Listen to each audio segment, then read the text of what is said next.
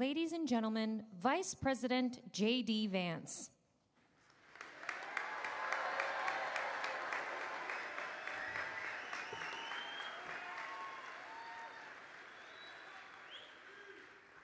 Well, thank you, everyone. Thank you to that incredible choir and band, and thanks to General Kane and Secretary Hegseth for your powerful words.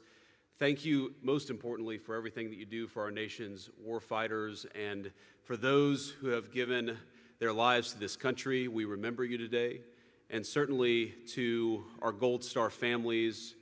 We're so thrilled and so grateful to have you with us in attendance. This is a sacred place, an eternal resting spot for our nation's sons and daughters. We gather in solemn commemoration of their sacrifice and the sacrifice made by all those who gave up their lives in service to our beloved country. In 1915, President Woodrow Wilson laid the cornerstone of the memorial amphitheater we gather in today.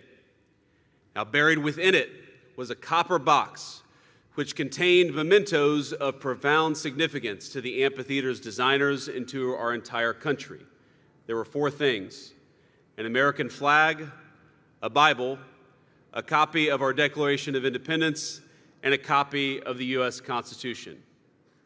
In the objects they chose to dedicate to posterity, those Americans remind us of the values we hold timeless and dear as a nation and as a people.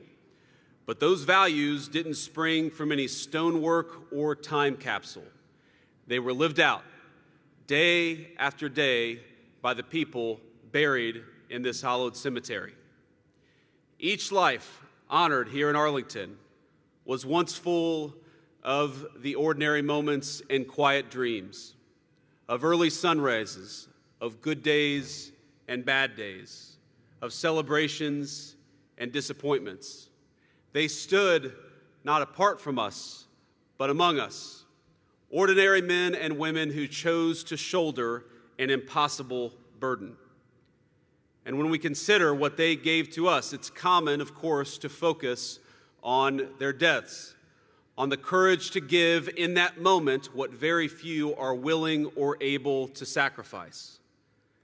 But the real tragedy of the loss is not in a single moment of suffering, as our Gold Star families know well, but in all the future moments they and their families lost. Every moment between their sacrifice on the battlefield and what would have been a natural death. Because we know they sacrificed not just their physical life, they sacrificed the moments that make that life worthwhile. They sacrificed a child's embrace. They sacrificed walking their daughter down the aisle, of seeing their husband or wife after a big promotion, of sharing a meal with the family at Thanksgiving. For my fellow Americans, especially those watching on television, consider the sum of all the moments that make a good life. And now appreciate that countless strangers, people most of you never met, they gave up those moments in their own life so that we could enjoy them in ours. And that is what Memorial Day is all about. I once heard a Marine Corps colonel that I served with. He said this in 2005, not long after a very tough deployment to Iraq. He said this about his fallen men, that they were the best looking, they were the kindest, they were the smartest, they were the most devoted. They were the very best of us. To them, we owe everything. And today, in the peace they bequeathed us, we honor them. As the Book of Wisdom tells us, but the righteous one, though he die early, shall be at rest. For the age that is honorable comes not with the passing of time, nor can it be measured in terms of years. They laid down their lives for Americans they would never meet, for generations yet unborn, for a nation that would not exist absent their incredible courage. Now, we know their families in particular have given so much. And in particular, I want to speak to the Gold Star families, to the families who have lost a son, a daughter, a husband, or a wife, to every child here who misses your dad or your mom, know that your loved one to us is a hero. And though we cannot know your pain, please know that I speak for the entire nation when I say that we are grateful to them and to you for a debt none of us can possibly repay. Now, all of us will honor the fallen and their families in our own way, but allow me to suggest 2 ways of honoring their sacrifice, 2 ways that I try to honor their sacrifice every day. First, we ought to commit ourselves and expect from our leaders to treat the lives of our troops as the most precious resource. The very best way.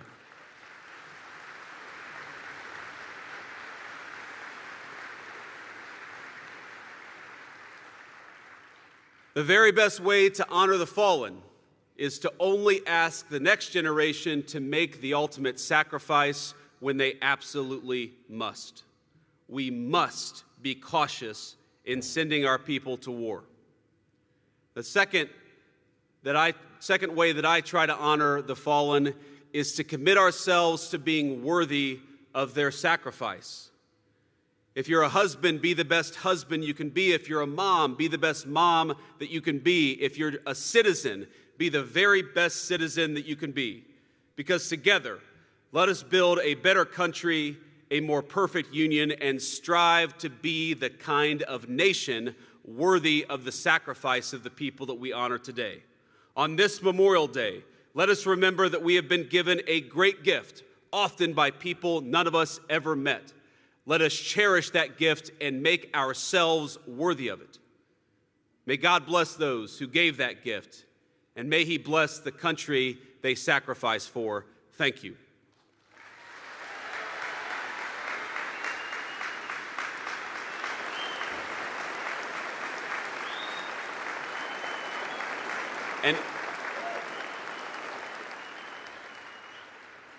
And now, without further ado, let me please introduce your president, the people's president, the president who knows what these men and women, what they sacrificed for, and who honors them every single day in the job that he does, President Trump.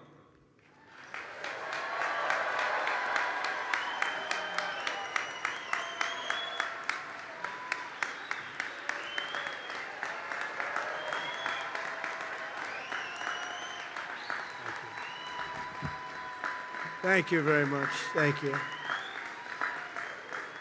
Thank you very much. Very special place and a very special day. Thank you to Vice President Vance, doing a terrific job. Thanks also to a man who has devoted his life to service members and veterans, Secretary of Defense Pete Hegseth, who's doing really well. He went through a lot, didn't he? But he's doing really well. He's a tough cookie. That's what we want, is a tough cookie.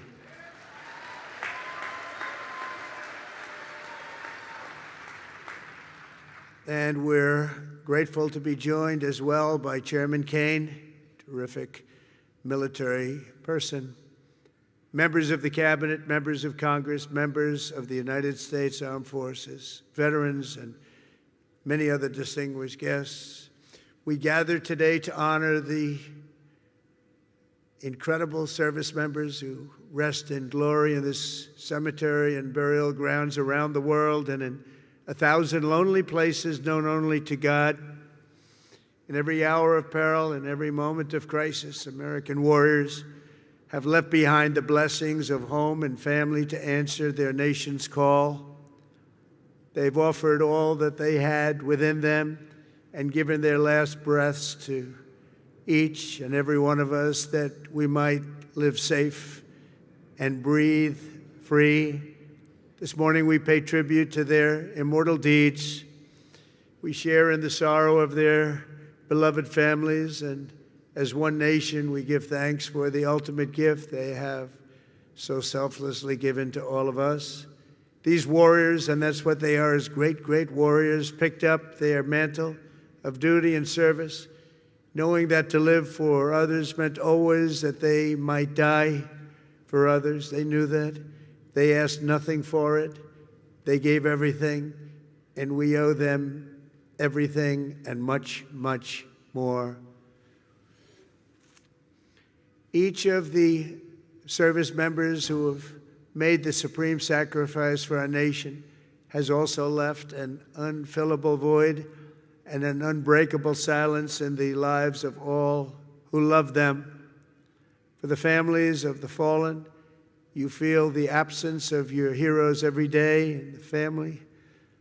These are great families. These are wonderful families. In the familiar laugh no longer heard, the empty space at Sunday dinner, or the want of a hug or a pat on the back that will never come again. Every Gold Star family fights a battle long after the victory is won, and today we lift you up and we hold you high. Thank you, thank you, thank you for giving America the brightest light in your lives. It's what you've done. We will never, ever forget our fallen heroes, and we will never forget our debt to you. This Memorial Day is especially significant as we commemorate 250 years since the first American patriots fell on the field of battle. 2.5 centuries ago at Lexington Green, Concord Bridge, Bunker Hill, brave Minutemen and humble farm boys became the first to give their lives for a nation that did not yet have a name.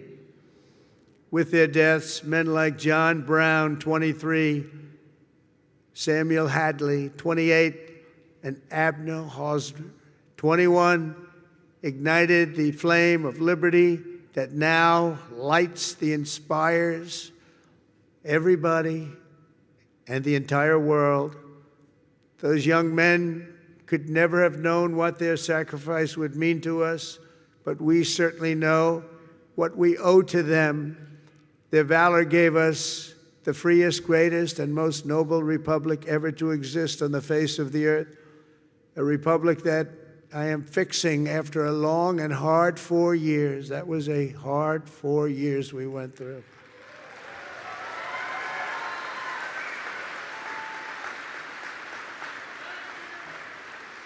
Who would let that happen? People pouring through our borders unchecked, people doing things that are indescribable and not for today to discuss. But the republic that is now doing so very well, we're doing so very well right now, considering the circumstances, and will do record-setting better with time. We will do better than we've ever done as a nation, better than ever before, I promise you that.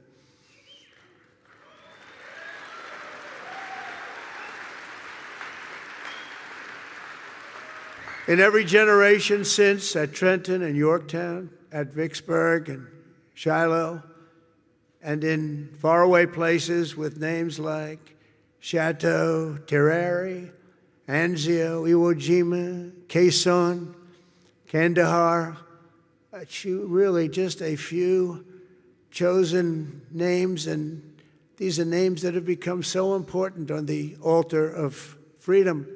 They plunged into the crucible of battle, stormed into the fires of hell, charged into the valley of death, and rose into the arms of angels. The sacrifice that they made was not merely for a single battle, a long ago victory, or a fleeting triumph, decades or centuries past. Their sacrifice was for today, tomorrow, and every morning thereafter. Every child that lives in peace, every home that is filled with joy and love, every day the Republic stands is only possible because of those who did what had to be done when duty called, and the cost was everything to them and to their families. Our debt to them is eternal, and it does not diminish with time. It only grows and grows and grows with each passing year. The greatest monument to their courage is not carved in marble or cast in bronze. It's all around us, an American nation, 325 million strong, which will soon be greater than it has ever been before. It will be. And so today we uphold the memory of our heroes as people have done since ancient times by telling their stories and exalting their names. Senior Master Sergeant Elroy Harworth was a young, beautiful man from Earhart, Minnesota, when he enlisted in the Air Force and was sent to Vietnam. 59 years ago this very week, Elroy and his crewmates climbed into the dark skies over Da Nang on a classified mission known as Operation Carolina Moon. Their aim was to blow up a key enemy bridge, and while other crews had tried and failed, they were determined to try and get it done in face of extreme danger, and they knew how bad it was.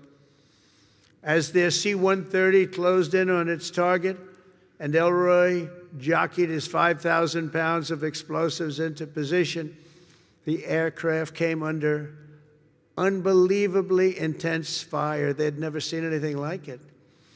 Try as they might, they were hit as the plane swung low and they went down deep in enemy territory. Elroy was just 24 years old when he gave his life for America, leaving behind a beautiful young wife who was 7 months pregnant.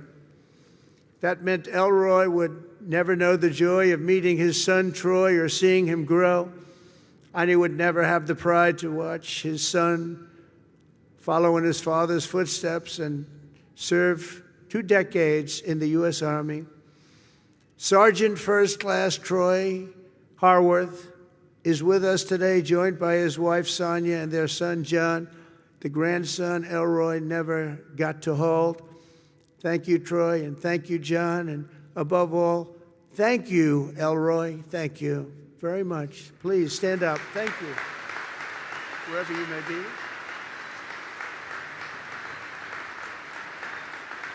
Thank you very much.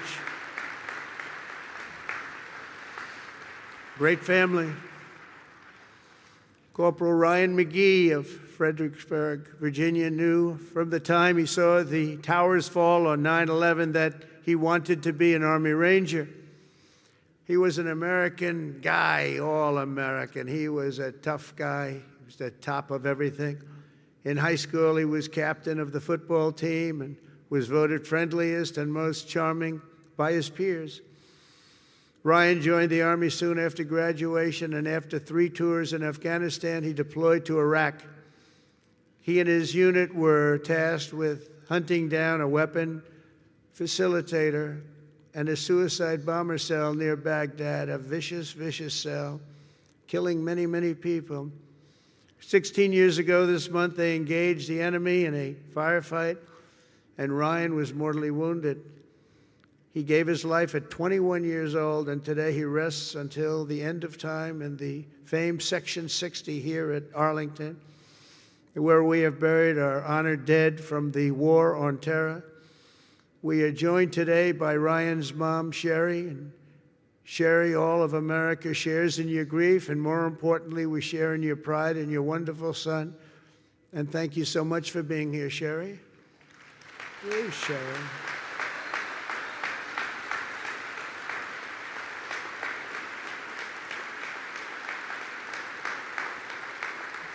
Thank you, Sherry. Thank you very much. On behalf of everyone. This crowd is so big, she's hard to find. Once I saw her, she really stands out. Thank you, Sherry, very much. Senior Chief Petty Officer Shannon Kent grew up in Pine Plains, New York, before enlisting in the Navy in 2003. And she quickly became one of the rising stars. She was an absolute winner. As a linguist, translator, and cryptologic technician, Shannon worked alongside elite special force units like Delta Force and Navy SEALs to help them capture and kill terrorists. She was among the first women ever to do it, and she did it better than anyone. In January 2019, Shannon was on her 5th combat deployment, embedded with a team hunting ISIS terrorists through the streets of Syria when a suicide bomber detonated his weapon, killing Senior Chief Kent and 3 other wonderful, beautiful Americans. She left behind her husband, Joe, and their two sons, 3-year-old Colt and 18-month-old baby Josh. Today, Shannon rests in peace on these grounds alongside her comrades. To her boys, Colt and Josh, who are here this morning, now aged 9 and 7, let me say your mom was a hero, and her love, her strength, and her spirit are always with us and always be with you. She loved her boys. To Joe, the boys, Shannon's parents, Mary and Stephen, and her sister Mariah, Shannon's name will live forever in the chronicles of true American patriots. I just want to thank you, and thank you so much for being here in honor of your magnificent family member. Stories like Shannon's, Ryan's, and Elroy's remind us of the real meaning of the day. And I want to just say, please stand up wherever you may be. The boys, I want to see those boys. Where are you?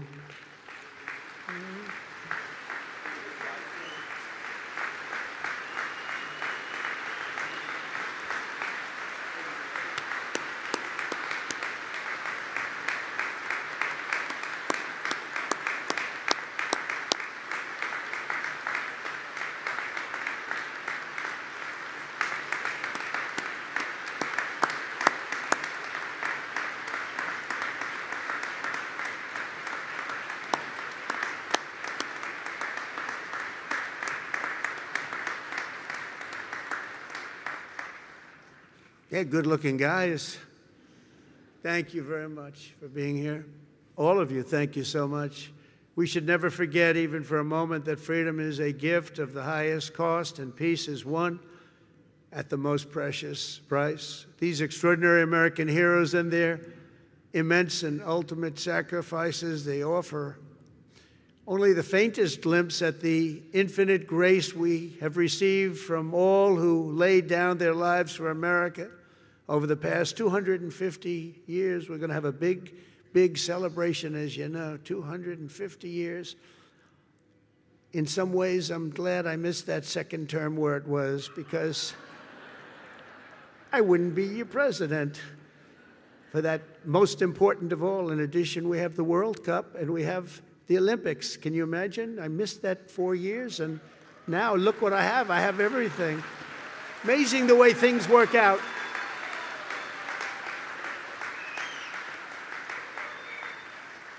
God did that. I believe that too. God did it. You know, I got the World Cup and I got the Olympics. The 250 years was not mine. I'd like to take credit for it. But I got the Olympics, I got the World Cup when I was president. And I said, boy, it's too bad I won't be president then. And look what happened. I turned out, and we're going to have a great time. We're going to have a great celebration. But most important of all is the 250th anniversary. That blows everything away, including the World Cup and including the Olympics, as far as I'm concerned. In any corner of this cemetery, at any resting place for our war dead, anywhere on earth, you'll find untold stories of equal heroism and heartbreak unmatched, patriotism and devotion and acts of selflessness and courage so enormous they defy comprehension. Most people can't even imagine it. Great poets have written that it's love which moves the sun and the stars, but here on the sacred soil, right where we are, we're reminded that it's love which moves the course of history and moves it always toward freedom, always. From Bunker Hill to Bastogne to Cantigny to Coral Sea, from Gettysburg to Guadalcanal and Concord to Kabul, America's best and America's bravest have fought, bled, and died so that we could pick up the torch of liberty, raise it high, high, high, and carry it onward to places they could never have dreamed of before. Today we honor their memory. We remember their gallantry. We just revere, in the highest sense, we just revere their incredible legacy. We salute them in their eternal and everlasting glory, and we continue our relentless pursuit of America's destiny as we make our nation stronger, prouder, freer, and greater than ever before. May God bless our fallen heroes. May God bless our Gold Star families. And may God bless the United States of America. Thank you very much, everybody. Great honor. Thank you.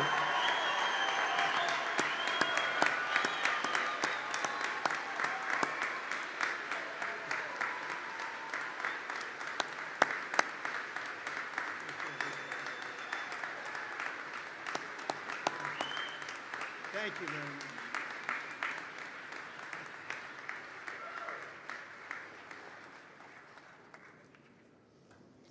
Ladies and gentlemen, please remain standing for the playing of taps and the benediction.